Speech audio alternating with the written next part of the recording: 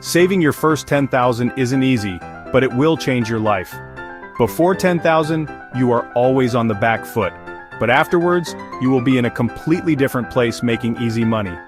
In this video, I've got 3 things to share that 10,000 gives you, and I'll also tell you exactly what you need to do to maximize its impact on your life. Let's first talk about interest, which is extra money that you either earn or have to pay. Make money on the money that you have saved up. Conversely, borrowing money costs you interest because you not only have to pay that money back in full, but oftentimes pay interest on top. And it's this dynamic that we have to be quite mindful of, and it makes the biggest difference when we start to think about saving money and how it gets us into a much more favorable position than always having to borrow money. When you save, you have the benefit of making that money work for you, rather than always having to work for money. It's a huge shift, and it is inevitably what leads to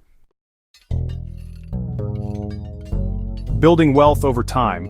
Oftentimes, we are put in a position where we have to borrow money. The problem with this is that the more we borrow, the more we have to pay in interest, so that is what costs us money. Please comment down below what your biggest barriers are to saving, and it will help inform my future content.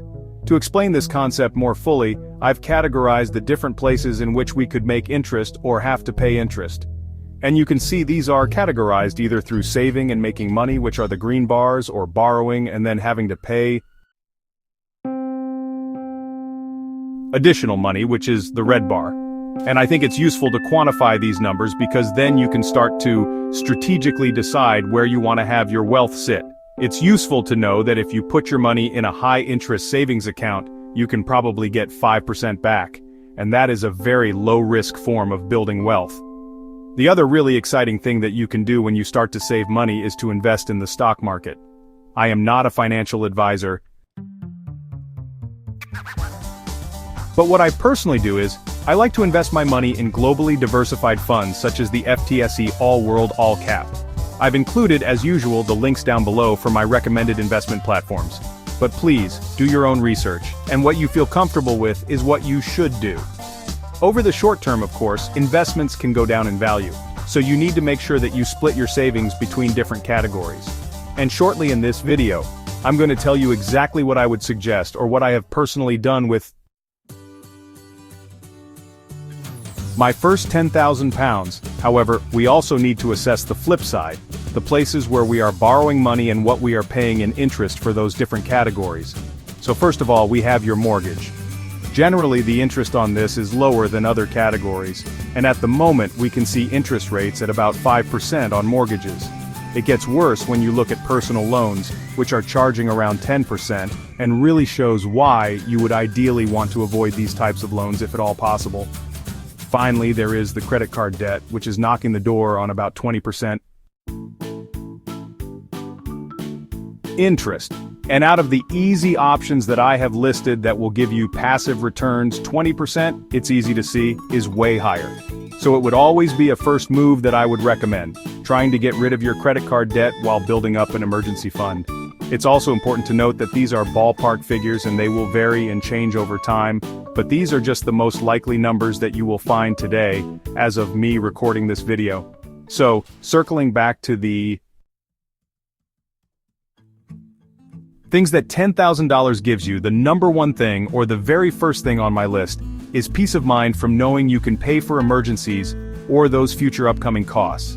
It is the worst feeling to not know if you're going to be able to cover your next unforeseen expense, and so, having a buffer not only gives you peace of mind, but it gives you confidence. From my own personal experience over the past 8 years or so, one big emergency comes to mind, and that was our heat pump breaking and costing us $2,500 to fix. That is a lot of money, but if you have $10,000 saved, you are well above those needs and also well above most emergencies that are going to be cropping up. So you know that even if you have terrible luck, you will be absolutely fine in paying it back. The other thing is that if the worst were to happen and you were to lose your job, $10,000 is probably going to be 1 to 3 months of living expenses for most people. And so, even if you have to go back to the drawing board and do job searches, then you have the peace of mind that you are able to do that and to put time into that search and make sure that you are getting the best job and not necessarily just taking the first one that comes along. Secondly, having $10,000 saved will open up a whole new world of opportunities because, put simply, money makes money. Here are a few different ways in which you can leverage your money, your savings, to make you more, a few of which we've already mentioned. But I also wanted to tie this back to my own experience over the last 12 months. And having $10,000 saved, I split my $10,000 between an easy access emergency fund, which was paying 5% interest annually, and investments in the stock market, which in my case was mostly globally diversified funds but also the S&P 500. Quite amazingly, between the two, I averaged a 10% return, and that meant that the $10,000 that I had making me money actually made me $1,000 over a 12-month period. Furthermore, the more that you get into the habit of saving and the bigger and healthier the buffer becomes, the more risk you probably will feel comfortable taking. I had never really thought about starting my own business because I didn't have the money to back it up.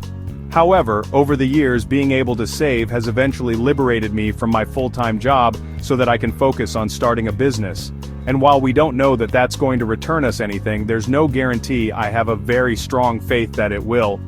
Thirdly, motivation, and this really comes into play once you start and you put that money to work, and you see the return that you get.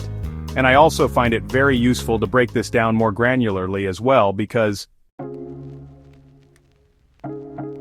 having $10,000 saved set me up for making over $80 a month passively. Except for just allocating that money in the first place, I didn't have to lift a finger.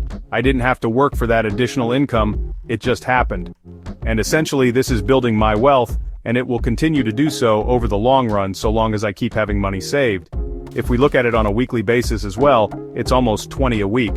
And also, what's quite fun to do is to think about if it was twice as much. I had 20,000 saved, which if I can get to 10,000, why not 20,000? Then it would be over 60 pounds a month or 40 pounds a week. And let's just take a crazy step here and just imagine for a second that it was 100,000. 100,000 would be close to 200 pounds per week passively, and that's close to the current state pension amount. So imagine you had your state pension and you had 100,000 saved, and you've essentially doubled that income. That would do so much for you in terms of the standard of living that you could afford later on in life. And another thing to think about here is if you imagine the steps to financial freedom, it has to start with money. It has to start with saving so that you can leverage that money to make you more money. And so that, in essence, you are getting better value for money. Because something happens when you start to save, rather than you earn the money and then you spend the money and it's gone.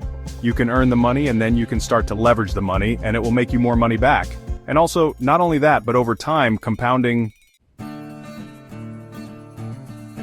will kick in. That will just mean that that money grows almost exponentially, and you will be amazed at the progress that you can make. Now that you've got the ball rolling, you really need to find out why financial freedom starts at 100,000. You can leap straight into that by clicking on the video here or go over here to learn more about my investment journey, and I'll see you in the next one.